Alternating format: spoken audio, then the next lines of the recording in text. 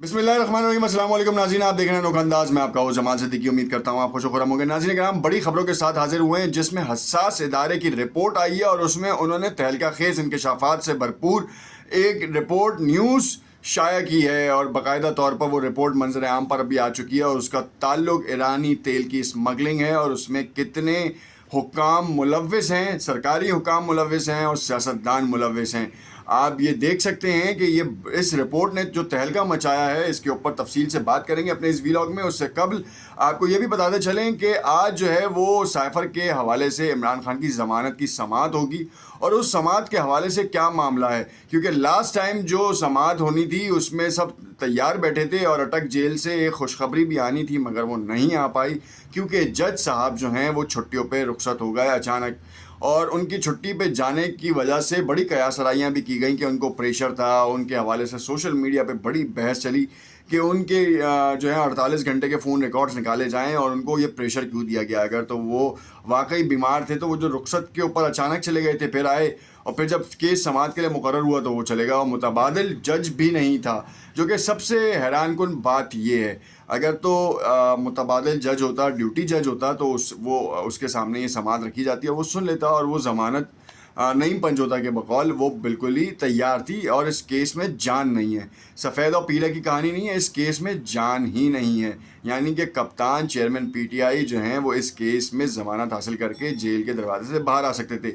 ये एक अलग बात है कि जिसने भी माजी में पुराने रहनुमाओं को गिरफ़्तार किया गया, फिर उनकी रिहाई का फ़ैसला हुआ, जैसे ही रिहाई से बाहर निकले तो उनको फिर गिरफ़्तार कर लिया गया। कोई ना कोई मुकदमा उनका इंतज़ार कर रहा है और अब जो है अरशद शरीफ की अहलिया को भी जो है वो गिरफ़्तार करने के लिए नाकाबिल ज़मानत वारंट का इजरा हो चुका है और एक प्रोड्यूसर को भी उनके प्रोग्राम के। अब इन दोनों के नाकाबिल ज़मानत वारंट की जो ख़बर है वो भी मीडिया से पता चली है, जो कि बड़ी हैरानकुन बात है कि ये समन जो आते हैं वो क्या पहुँचे नहीं या फिर जो है वो समिया साहिबा जो हैं वो गलत बयानी झूठ से काम ले रही हैं, क्योंकि उनके कहने के मुताबिक जो भी पेशी चल रही थी, जो भी सो मोटो एक्शन के ऊपर जो कहानी चल रही थी और 2.5 महीने से समाअत नहीं थी और जब भी समाअत हुई है तो वो हाजिर हुई हैं। ये कौन सा पैरेलल अदालत में केस चल रहा है जिसका हमें पता ही नहीं है और हमें मीडिया से पता चला है कि नाकाबिल ज़मानत वारंट जारी हो गए हैं। तो अब ये एक बड़ा एक अलग ही नहज की कहानी जो है वो खुल चुकी है। खैर, इसके हवाले से तफसील से अपने इस वीलॉग में बात करेंगे। उससे कबल तफसीलात में जाने से पहले आपसे इल्तमास करते हैं कि अगर आपने चैनल को लाइक एंड सब्सक्राइब नहीं किया तो इसे लाइक एंड सब्सक्राइब कर लें और इस वीडियो को शेयर ज़रूर करें। ईरानी तेल की स्मगलिंग में 90 सरकारी हुक्काम और 29 सियासतदान मुलविस हैं।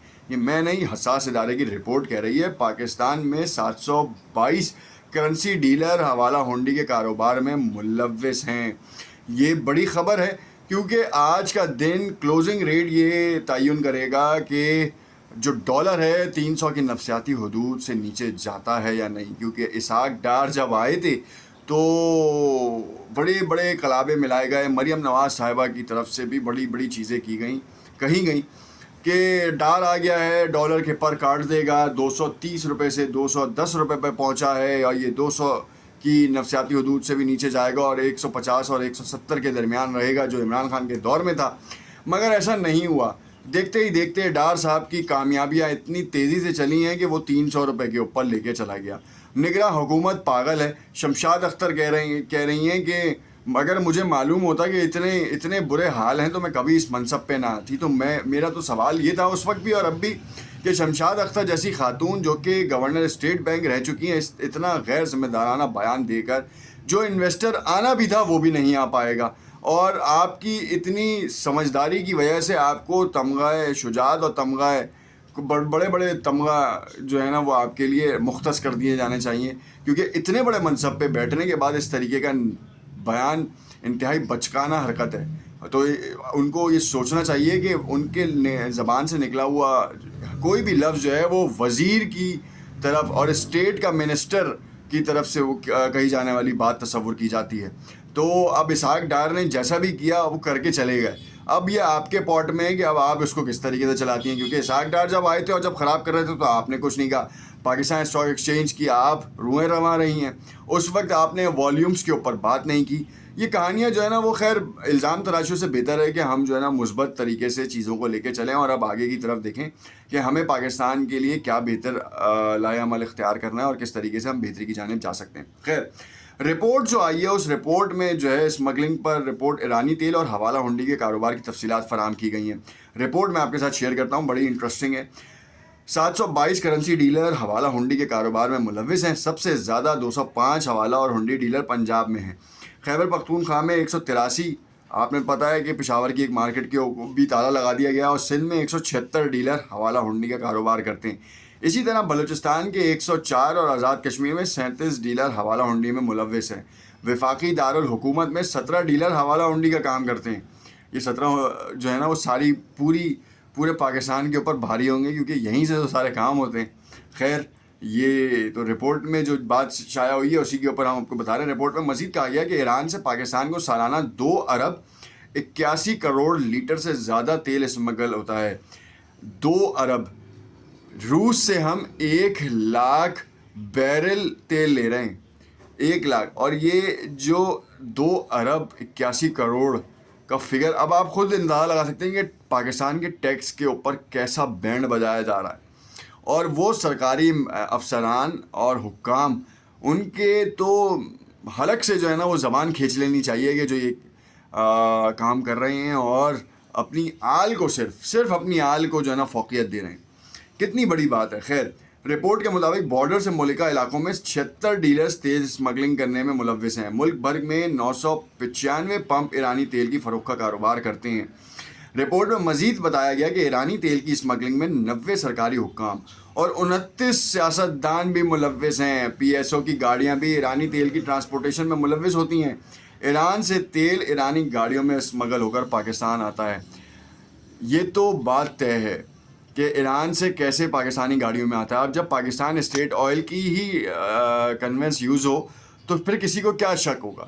اور یہ جو 995 پیٹرول پمپ ہیں, آپ ذرا ان کی کنڈلی نکالیں نا, ان کا ذائچہ کھینچیں تو آپ کو پتہ چلے گا کہ یہ کن کو پیسے دے رہے ہیں. اس میں پولیس بھی انوالو ہوگی, اس میں وہ صحافی بھی انوالو ہوں گے جن کے پاس یہ حقائق ہوں گے مگر وہ پیسے لے کے اس چیز کو چھپا رہے ہوں گے. اس میں وہ حکام بھی انوالو ہوں گے جن کا تعلق منسٹری آف آئل سے ہوگا, انرجی سے ہوگا, اور وہ اس چیز کو چھپا رہے ہوں گے. اور یہ کام آج سے نہیں ہو رہا. اگر آپ یہ سوچیں کہ یہ کام آج سے ہو رہا ہے تو ایسا بالکل بھی نہیں ہے. 2 ارب لیٹر کا تیل, آپ اس کے اوپر 30 روپے لیوی بھی لگائیں تو 2 ارب کے اوپر 30 روپے کی اگر آپ 1 لیٹر کی لیوی لگائیں تو 6 ارب روپے تو سیدھا یہی ہو جاتا ہے. 6 ارب روپے مطلب آپ کو یہ چھوٹی سی بات ہے. اور 2 ارب ہے تو بلکہ اگر 30 روپے آپ 2 ارب سے ضرب کریں گے تو وہ میرا خیال ہے اس سے زیادہ ہی ہوتا ہے. 32,600 بھائی 60 ارب روپے کی کہانی آتی ہے. 60 ارب روپے کا یہ چونا جو لگا رہے ہیں جتنے افسران ہیں, یہ کہاں جا رہا ہے پیسہ بھائی؟ یہ کیا چیک اینڈ بیلنس نہیں ہے؟ میں ہمیشہ کہتا ہوں کہ جو ہمارے یہاں مافیا ہے نا اس کو چیک اینڈ بیلنس کرنے کا کوئی نظام ہی موجود نہیں ہے. ویجیلنس ہی نہیں ہے, پرائس کنٹرولز کے اوپر نہیں ہے. اور جیسے یہ ملک میں جو ایف بی آر کہاں سو رہا تھا, اتنی بڑی طاقت, اتنا بڑا کام کون تھا, اب اس کے اوپر ماس انویسٹیگیشن ہو جائیے. حساس ادارے نے ایسا کام کیا نا, ایسا ٹھوک بجا کے کام کیا کہ جس کی کوئی مثال نظیر نہیں ملتی. اب رہ جاتے ہیں معاملات ڈالر کے. ڈالر آج بتا دے گا آپ کو کہ کہاں جا رہا ہے. دوسرا, عمران خان کی ضمانت بھی بتا دے گی آپ کو کہ ہو رہی ہے نہیں ہو رہی, یا پھر جو ہے نا یہ صرف ایک زبانی کلامی لفاظی کے اوپر مبنی ہے. اور یہ زبانی کلامی لفاظی کے اوپر ہی مبنی رہا تو پھر تو دمادم مست کلندر ہی ہوگا کہانی کا. کیونکہ اس وقت جو ہے نا ملک اس انتشار کی کیفیت کو سہنے کے قابل نہیں ہے. ہمارے پڑوسی ملک کی کہانی بھی بتاتا ہوں, اور نیکسٹ ویڈیو میں یہ بھی بتاؤں گا آپ کو کہ یہ جو 10 ارب روپے کے اشتہارات لے کے سابقہ حکومت نے جو اپنے کارنامے کیے ہیں, اس کے بعد آج جو پھڈے ہو رہے ہیں بلاول بھٹو زرداری, آصف علی زرداری, نواز شریف, اسحاق ڈار, مریم نواز, یہ کیا کہانی ہے, آخر معاملہ کیا ہے؟ دیکھتے رہیے گا نوک انداز. شکریہ.